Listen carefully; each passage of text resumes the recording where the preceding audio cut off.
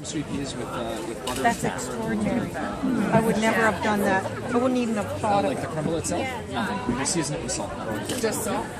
Yeah, it's honestly, by the time all the fat's out of it, it doesn't have a lot of flavor on its own. It's more texture than anything, and then all the fat's in the mayonnaise, which is under it. So it's really just halibut with chicken skin. We've just taken it apart and done something else with it. Yeah, numb. For sure. I didn't watch the show from the beginning. When would you add wine? If you were to use wine, like in the halibut or in the peas, in the halibut, you could add that instead of your veg stock. Like if you were to add butter and then add a little bit of wine, the same thing happens. It'll just emulsify and it'll help cook down and just help to impart extra flavor into the halibut. Are you using salted or unsalted butter? I use unsalted. Unsalted. Are you bringing it in? It's not If it gets too cold. really that one's a whole lot better than the other. Really, the only reason I like to use unsalted is just because then I have control. You then can add more. I'll add salt later rather than having to sort of be second guessing myself with like, well, how salty is the butter? You know what I mean? Is really the big thing. What was in this sauce again besides the chicken fat and buttermilk? Yeah, and it's just the base of it is just a chicken stock. Yeah. Not vegetable stock. No, that's the one that we use chicken for. I use generally what we'll do is it sort of depends. Like this is halibut and chicken, so we sort of use chicken stock as the base.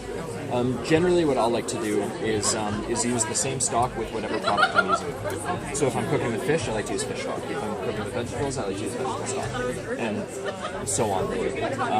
But yeah, this just because it's a chicken-based sauce, we use the reduced chicken stock to smoke. Can I have a look at your knife? Oh, please. Sort of just off there.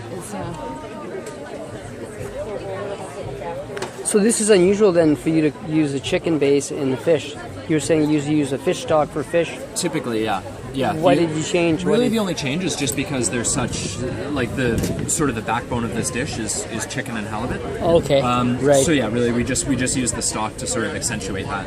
You know, I find like generally I like to cook in a very linear way. Mm-hmm. You know, like if I'm, again, like I said, if I'm doing like, I'll pick my pairings. Like if I'm doing scallops and carrots, Yeah. I'll probably do carrots like a half dozen different ways with the scallop, and then just pick a couple little things that go along with that. Yeah. Like I really like to sort of pick my combinations and then carry on from there. Oh, okay. Rather than being quite as all over the map. Right. Yeah. And what's this again? That's chicken skin. Oh, chicken skin. Okay. Yeah. So we take the chicken skin, then we put it through a meat grinder. Right. And then we just cook it down. So when you cook it, all the fat comes out, the skin gets super crispy, and then we use the fat to make the mayonnaise, which later goes into the sauce, and the skin becomes just a little crunchy condiment for with the. It's like a crumble then. It's like absolutely. like a. Do you do this rendering in the oven? We do it on the stove. We do it Could on you the use stove. a hot pot, crock pot? I don't see why not. It's something you do need to pay attention to it a little bit. Yeah. Just gravity isn't exactly your friend because the chicken skin always wants to go to the bottom. And if it hangs out there too long unattended, it'll burn. Usually it's the kind of thing, like it's not a high maintenance thing to do at all. You just kind of need to be in the vicinity. Well, I made my own lard for the first time, and that was, and I got a pig, half a pig, and and I didn't know what to do with all the